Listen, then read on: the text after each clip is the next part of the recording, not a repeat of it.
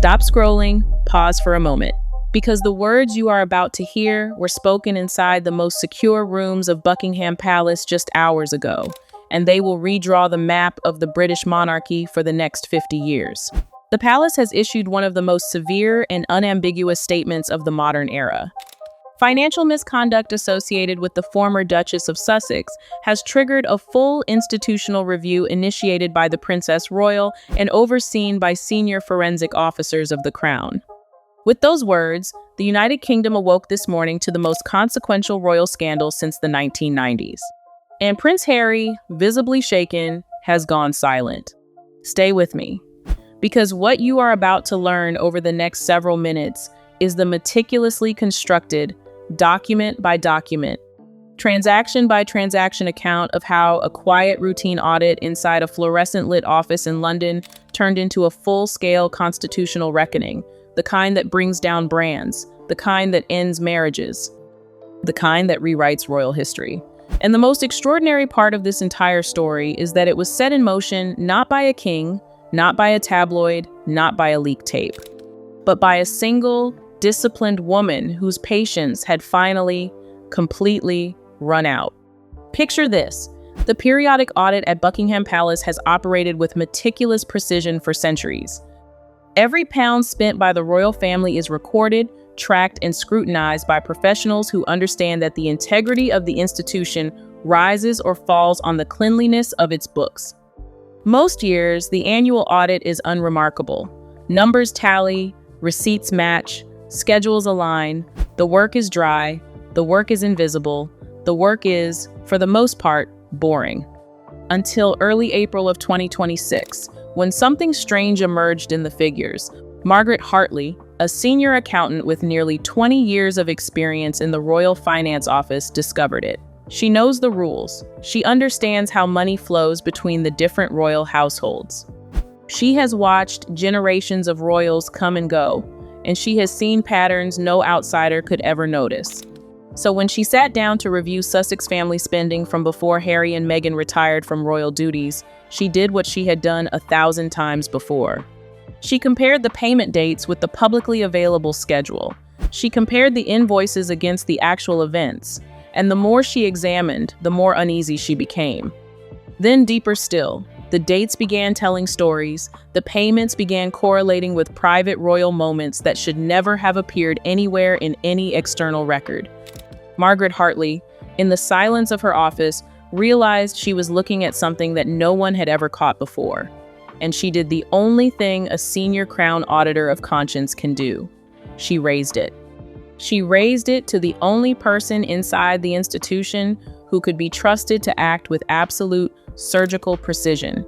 Princess Anne, the Princess Royal, the most disciplined royal of her generation. The woman whose nickname inside palace corridors has, for decades, simply been the Iron Daughter. And from that single moment of escalation, the most explosive royal investigation in modern memory was born. For the past week, the monarchy has been engulfed in revelations stemming from a classified inquiry led jointly by Princess Anne and Margaret Hartley. The probe uncovered a series of deliberate financial concealments tied directly to Meghan Markle's activities during and immediately after her tenure as a working royal. What began as a routine year-end audit has now exposed a sophisticated web of offshore structures, concealed income streams, and unauthorized disclosures of internal royal information to external media and entertainment entities. Read that sentence twice. Unauthorized disclosures of internal royal information to external media. That is no longer a financial story. That is a security story. But today's shock is not merely institutional. It is profoundly, devastatingly personal. According to palace insiders, Prince Harry has retreated entirely from public view after learning that nearly every legal responsibility, every potential liability, every avenue of financial exposure surrounding the scandal falls squarely on him, not on Meghan. The reason is brutally, almost cinematically simple. Meghan's corporate interests, her investments, even her California-based production equity have been legally held in the names of their two children, Archie and Lilibet, since 2019.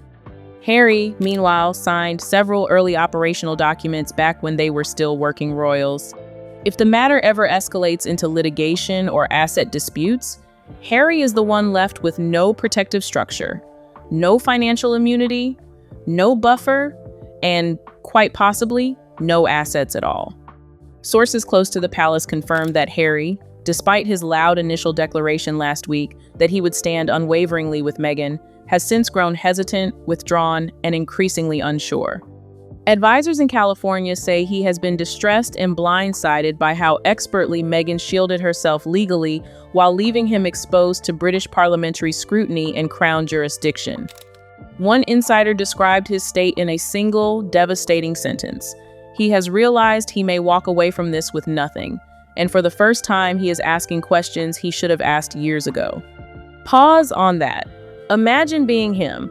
Imagine spending 6 years burning bridges with your family, defending your wife in interviews, in books, in lawsuits, in every public arena available to a man of his position, and then sitting down with your own legal counsel and being told calmly, professionally, in clinical, lawyerly language that you are the one holding the bag. That the structure protecting your family was a structure built specifically to protect everyone except you. The shock of that realization, the cognitive whiplash of it, would be enough to break almost any man. Meanwhile, all eyes are on Princess Anne, whose uncompromising approach has defined this investigation from the very first day. Known across the Commonwealth for her discipline and her absolute intolerance for institutional exploitation, Anne has spoken publicly for the first time since the audit began. Standing outside Marlborough House late last night, she delivered a measured but unmistakably forceful statement. The Crown, she said, cannot and will not allow its integrity to be compromised by those who view service as an opportunity for personal gain. The investigation continues with full authority and without interference. Read those words again. The Crown cannot and will not allow its integrity to be compromised by those who view service as an opportunity for personal gain. Every word of that sentence is a scalpel. And every word was aimed at one specific person. Anne's words were widely interpreted as a direct message, not only to Meghan, but also to Harry, whose previous refusals to engage with palace inquiries had angered senior officials behind closed doors. It was Anne who insisted that the internal review include retroactive cross-referencing of Sussex-related expenditures, digital correspondence, vendor contracts, dating back to mid-2018. It was also Anne who ordered the immediate lockdown of the Royal Finance Office after discrepancies first surfaced in November. According to multiple palace departments, Anne's involvement has been transformative. Staff who have worked under 4 separate reigns describe this as the most rigorous internal examination they have ever witnessed. And by placing the Crown, not personalities, at the center of her message, Anne has won both domestic and Commonwealth support.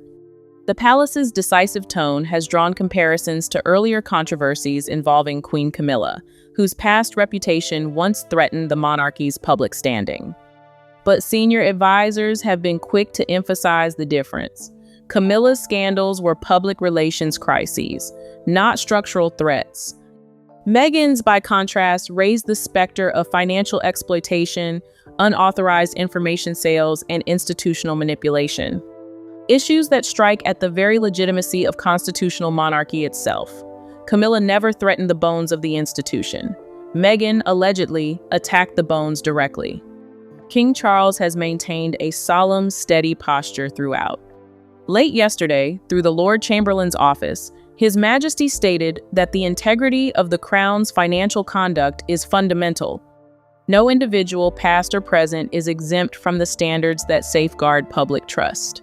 The statement, brief but seismic, signals a united front between Charles, Anne, and William. William, while maintaining his characteristic personal restraint, is said to be deeply, almost cellularly angered by the discovery that internal family conversations and ceremonial events were monetized through undisclosed channels.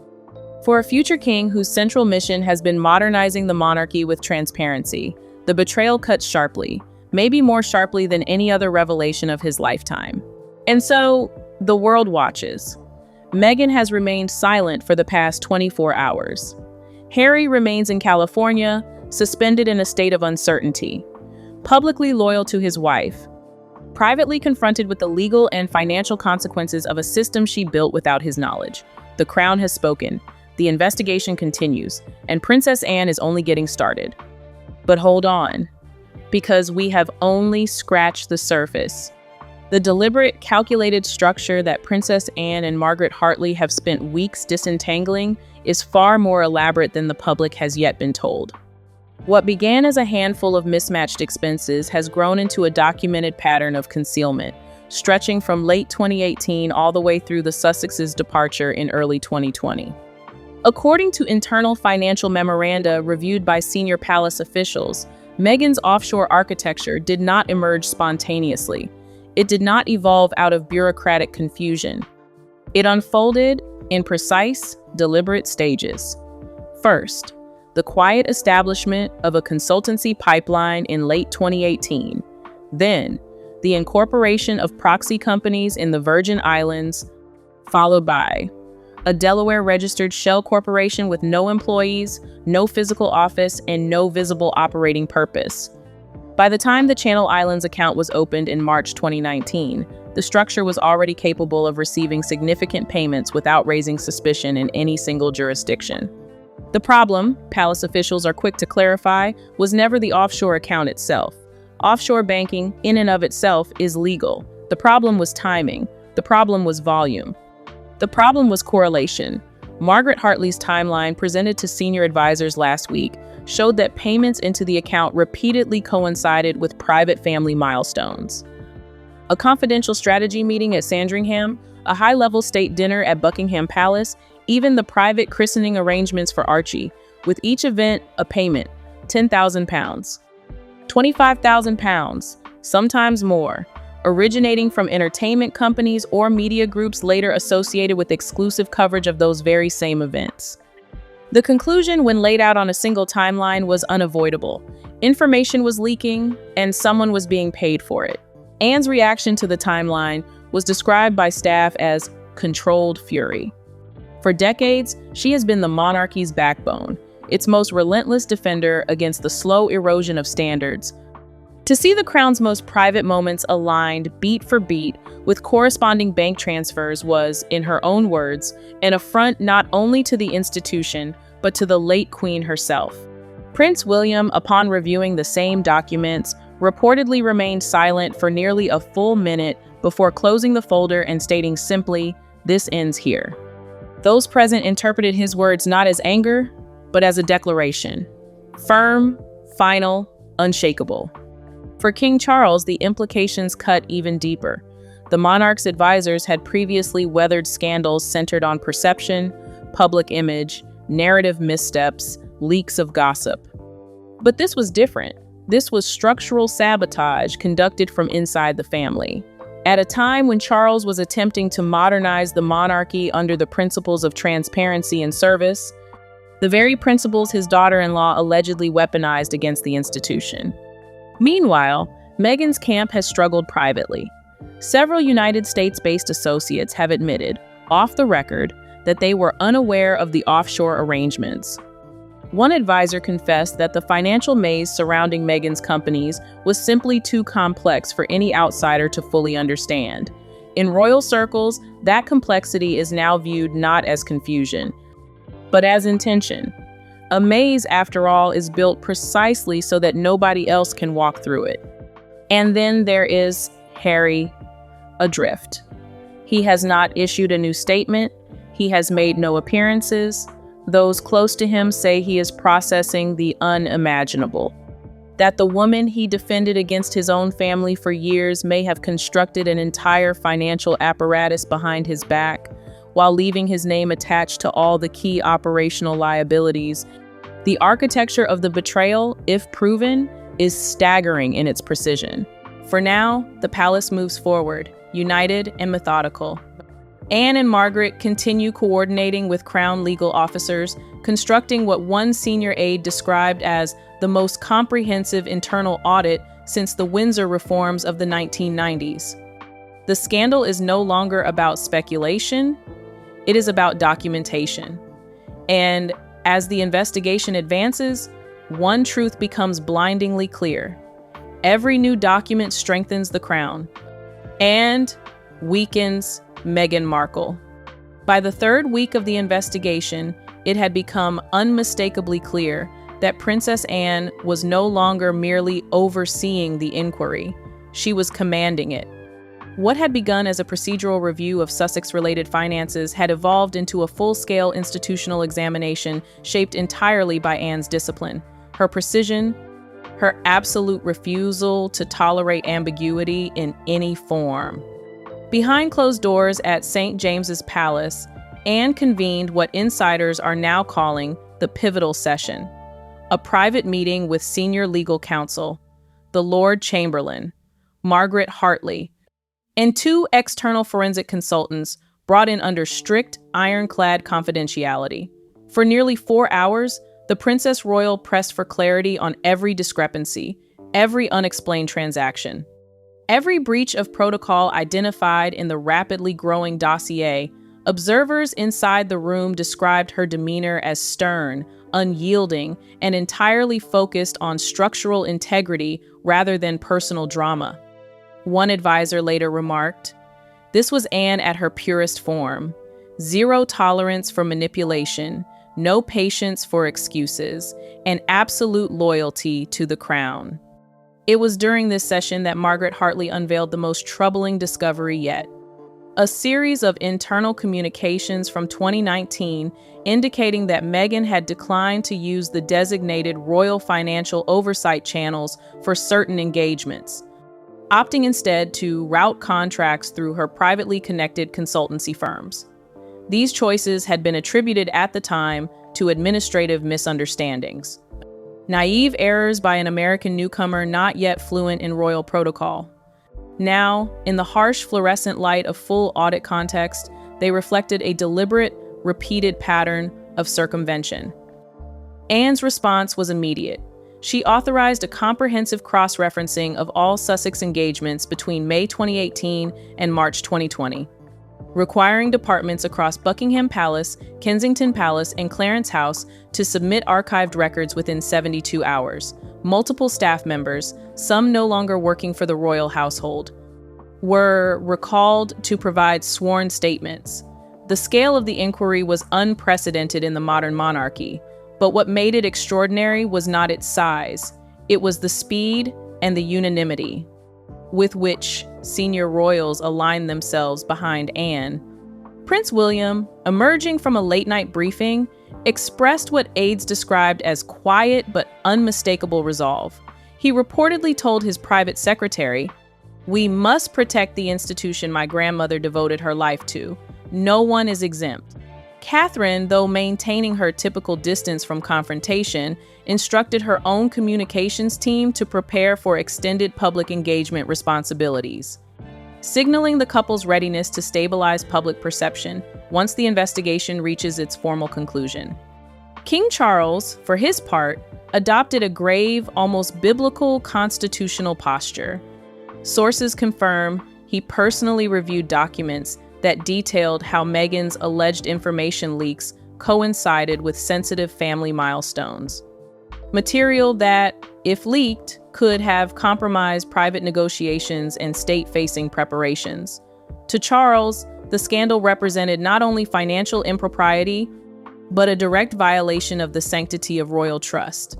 One palace historian privately compared the moment to the period following the Camilla controversy decades earlier. But this time, the implications run much, much deeper. Camilla's controversies were reputational. Meghan's reach into legal and financial domains threatens constitutional dignity itself.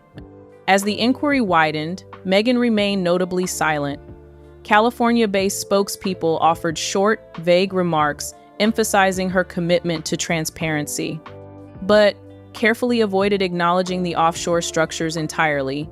Meanwhile, legal cautions around Harry intensified. Internal assessments warned him that, should civil or parliamentary investigations proceed, he, not Meghan, would bear the initial burden of inquiry. As several key documents from 2019 bore his signature as the acting senior royal representative at the time of authorization. This revelation hardened the royal stance, and in a rare moment of private candor recounted by an aide, Anne said something that has since echoed through the corridors of every royal residence in Britain. "For years," she said, "we assumed naivety, but naivety does not construct networks of shell companies." The comment captured a growing consensus inside the palace. This was not accidental misconduct. It was strategy, calculated, layered, meticulously insulated from legal liability. By the end of that week, the working group presented Anne with a 64-page interim report. It contained timeline charts, payment clusters, contract deviations, and newly recovered emails whose phrasing left almost no room for charitable interpretation. The Princess Royal reviewed the final page, closed the folder deliberately, and issued the line that has since become emblematic of the investigation's tone: "The crown will not be compromised. Proceed." With that single word, proceed, Anne signaled not merely continuation, but escalation. The inquiry would now enter its next phase: royal accountability and public declaration. And as the machinery of the monarchy prepared to move forward, Meghan Markle stood increasingly isolated, not only from the institution she once joined, but from the husband who now found himself entangled in a legal labyrinth he never saw coming. By early December, the investigation had moved beyond preliminary audits and into a phase the palace privately refers to as royal reckoning, a decisive moment in which the institution must assess not merely the facts of misconduct, but the lasting implications for legitimacy, succession, and public trust. At the center of this storm stood Princess Anne, whose leadership transformed the inquiry from a procedural review into the most comprehensive internal investigation since the financial reforms instituted after the Queen Mother's archives were unsealed. Anne's determination was not theatrical, it was structural. Her message, repeated across meetings, briefings, and circulars, was uncompromising. The crown is not a stage for personal ambition. It is a trust. You either serve it or you exploit it. And if you exploit it, you answer for it. This philosophy guided every step of the escalating probe. Margaret Hartley's team, strengthened by additional forensic consultants, reconstructed a 5-year digital footprint of transactions tied to Meghan's offshore network. Documents revealed coordinated payments from entertainment companies, public relations intermediaries, foreign media outlets. Several payments were linked to consultations, content briefs, logistical insights, terms palace auditors had never encountered in relation to royal engagements. One particularly concerning trail involved a Los Angeles media firm whose payment history aligned precisely with internal royal scheduling sessions. In one case, a briefing conducted at Clarence House regarding planned Commonwealth tours appeared mirrored, days later, in a tabloid report featuring uncanny specificity. Margaret's analysis concluded that the timing indicated premeditated release of sensitive operational information, rather than coincidental reporting. The gravity of this discovery reverberated through Buckingham Palace. It was no longer about personal misconduct. It was about compromised royal confidentiality, a breach which could endanger diplomatic relations, security protocols, even state negotiations. The investigation unit was divided into 4 specialized teams: financial structures and beneficiary mapping, communications and leak correlation, legal exposure and parliamentary risk, royal conduct and protocol breach review, and Anne chaired a daily briefing, often lasting well into the evening. Staff who had served under the late Queen Elizabeth described Anne's discipline as the closest living match to Her Majesty's uncompromising standards. William attended these sessions with unwavering focus. Those present recall that he never raised his voice, never speculated, never personalized the issue. Instead, he evaluated each new revelation with the perspective of a future monarch, how the institution must respond, how transparency must be upheld, how trust must be rebuilt for the generations who would inherit what was being saved. This is not about personalities, he said in one such meeting. This is about protecting the monarchy's ability to serve. Meanwhile, across the Atlantic, Harry's situation deteriorated. Legal advisors in California began warning him that the structures surrounding Meghan's companies, particularly the decision to place equity under Archie and Lilibet's names, left him with no legal control and no claim to shared marital assets. The palace's internal legal review reached the same conclusion. Harry held liability without authority, a rare and precarious position. He was, as one senior aide put it, a shield without armor. Sources close to Harry describe him pacing rooms, rereading documents, questioning timelines, his initial defiance, his declaration that the palace was persecuting his wife, appeared to crack. As he realized the legal consequences pointed to him, not her.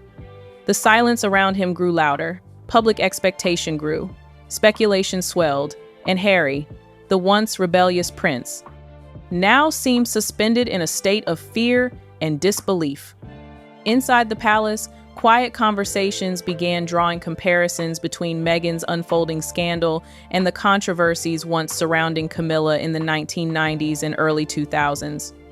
Yet anyone who examined the two situations side by side quickly realized the contrast was not merely sharp, it was overwhelming. Camilla's troubles had always been rooted in public perception. Her scandal was emotional, personal, deeply tied to the dynamics of the Wales marriage. It shook public opinion, damaged the monarchy's image, and forced years of careful public relations rehabilitation. But even in the most turbulent moments, Camilla's situation never threatened the internal structure of the institution. It was a reputational crisis. Painful, yes, but ultimately containable. Meghan's case, by contrast, reaches far beyond image. Palace officials now speak of her actions as a form of institutional betrayal, a deliberate manipulation of financial systems, a calculated effort to obscure money flows, a pattern of behavior that intersected with legal, constitutional, and security concerns. Where Camilla's scandal was emotional, Meghan's is systemic. Where Camilla's crisis required narrative repair, Meghan's demands forensic investigation. The threat level reflects this difference. Camilla never placed the monarchy in legal jeopardy. Her controversy was categorized internally as a medium-level reputational challenge. Meghan's, however, is now classified as the highest-risk scenario the palace has confronted in decades, a complex mesh of offshore transfers, confidential information leaks, structural manipulation that touches on parliamentary oversight and crown accountability. As a result, the royal responses diverged dramatically. Camilla's integration into the monarchy followed a long, carefully managed path of public acceptance and institutional support. Meghan, by contrast, faces a crown that has now executed a full-scale investigation, initiated disciplinary measures, and is reviewing the stripping of titles. Actions reserved only for situations in which the institution itself is endangered. Put simply, Camilla's scandal challenged the monarchy's heart. Meghan's scandal challenges its foundations. And that difference, palace advisors say, is why the crown's reaction today is so uncompromising. The message was unmistakable. Meghan's actions jeopardized the monarchy in ways no modern royal has done. On December 10th, King Charles convened a private council with Anne, William, the Lord Chamberlain, and the Master of the Privy Purse. His tone was somber but resolute.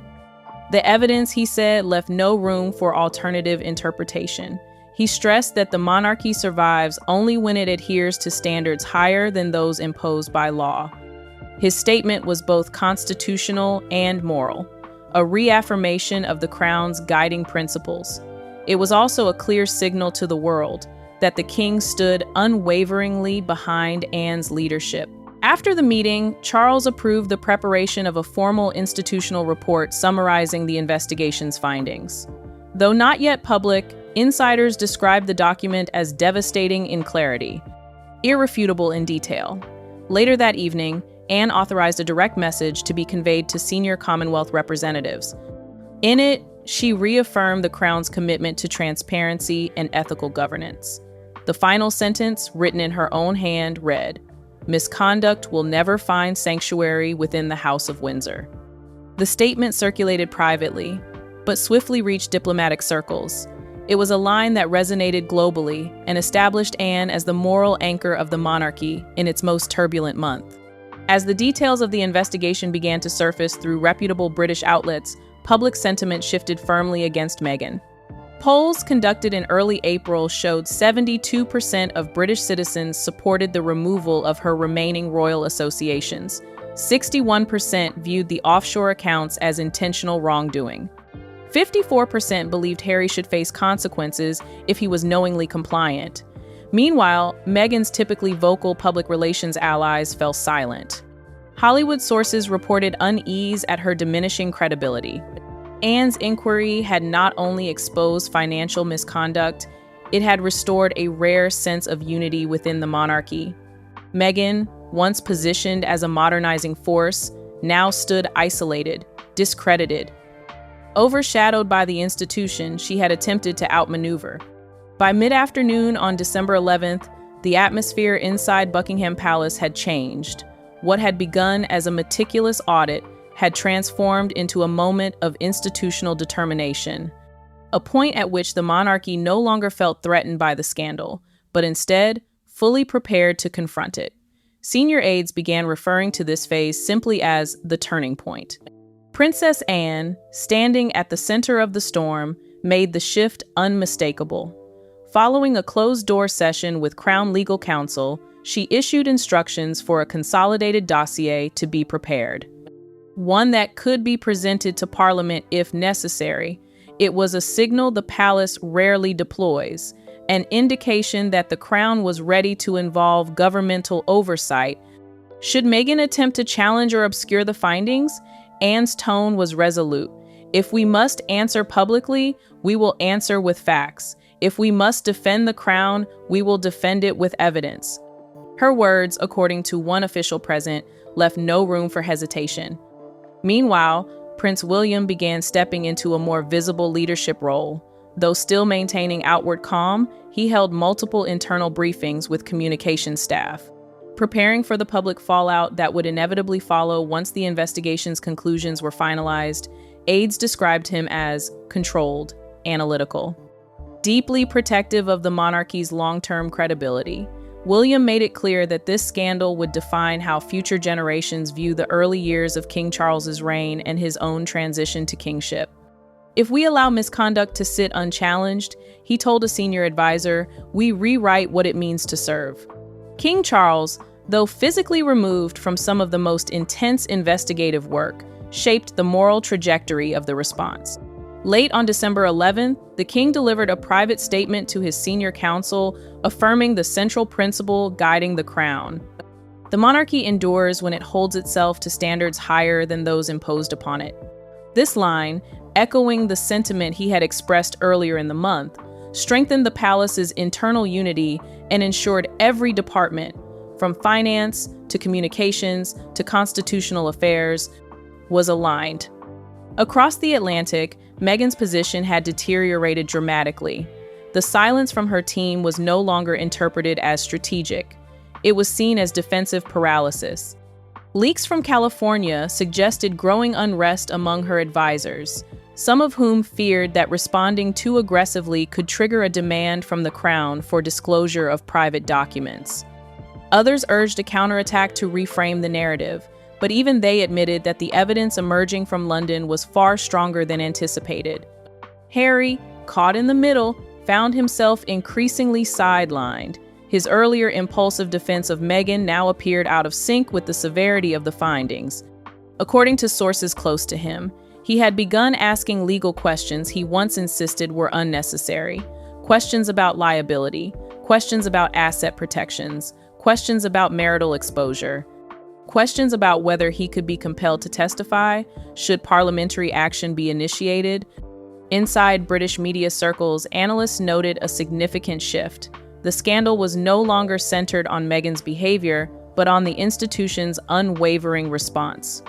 It was the Crown, not the controversy, that now dominated headlines. By the end of the day, one message was clear: the monarchy had regained the initiative. Meghan Markle's defense was weakening by the hour. And Princess Anne, backed by Charles and William, had moved from investigation to enforcement, setting the stage for the final confrontation. By the morning of December 12th, as dawn settled over Buckingham Palace, it became clear that the investigation had reached its end point, not because the facts were exhausted, but because the Crown had gathered everything it needed to act. Princess Anne, the unrelenting architect of the inquiry, convened what palace sources now describe as the final consolidation meeting. It was brief, decisive, historic. Margaret Hartley presented the concluding audit summary, a coherent, meticulously mapped account of offshore transfers, concealed earnings, information for payment exchanges, deliberate circumvention of royal financial protocols. The document left no ambiguity. The patterns were intentional. The structures were built to hide and deflect. And the beneficiary was unquestionably tied to Meghan Markle. Anne's reaction was characteristically blunt. We protect our own by protecting the institution first, and the Crown has now spoken. Her words set the tone for the hours that followed. Shortly before noon, King Charles approved a set of internal directives designed to finalize the impact of Meghan's misconduct. Though not all measures will be publicly disclosed, palace officials confirmed the following points. Meghan will no longer be entitled to any privileges associated with former working royals. Her financial dealings related to her time in the royal household will be subject to ongoing Crown oversight. Legal avenues remain open should the Crown determine that breaches rise to the level of parliamentary concern. Charles's written statement to his Privy Council emphasized accountability, dignity, continuity. We act not from anger, but from duty, he wrote. The stability of the monarchy depends on transparency and truth, qualities which cannot be compromised. The emotional center of the crisis remains Prince Harry, whose position grows more precarious by the hour. Having learned that most of the legal exposure falls upon him, not Meghan, Harry has reportedly begun cooperating with external advisors. Though still out of public view, his silence is no longer defiance. It is calculation. Privately, aides say Harry now fears 3 outcomes: financial eradication if asset disputes escalate, institutional severance if he continues to defend Meghan. Public humiliation should documents implicating him indirectly be released. One advisor described him as a man staring at the wreckage of choices he thought were made in love. His transformation from certainty to hesitation has captivated the public. Social sentiment has shifted from anger to a kind of reluctant sympathy. Harry now looks less like an accomplice and more like collateral damage in Meghan's elaborate financial architecture. In California, Meghan's inner circle has thinned dramatically. Media allies who once defended her unconditionally have gone silent. Entertainment partners have paused collaborations, citing reputational risk. Her public relations team is fractured, unable to craft a narrative powerful enough to counter the weight of official Crown documentation. A senior royal historian said it best. When Camilla faced scandal, the monarchy bent, but did not break. Meghan's scandal did not bend the monarchy, it strengthened it. Late in the afternoon, Princess Anne issued the final statement of the investigation. Short, austere, unmistakable. This review concludes with the certainty that no individual stands above the integrity of the Crown. Our commitment to service endures as it has for 1,000 years. Her words were not aimed at Meghan. They were aimed at the world. As the palace settles into a rare evening calm, one truth stands firm. The House of Windsor emerges stronger, more united, more disciplined than it has been in decades. Meghan Markle stands isolated. Her defenses eroded. Harry remains suspended between loyalty and survival, his next move looming over global headlines. And Princess Anne, quiet, relentless, immovable, has redefined what royal accountability looks like in the modern age.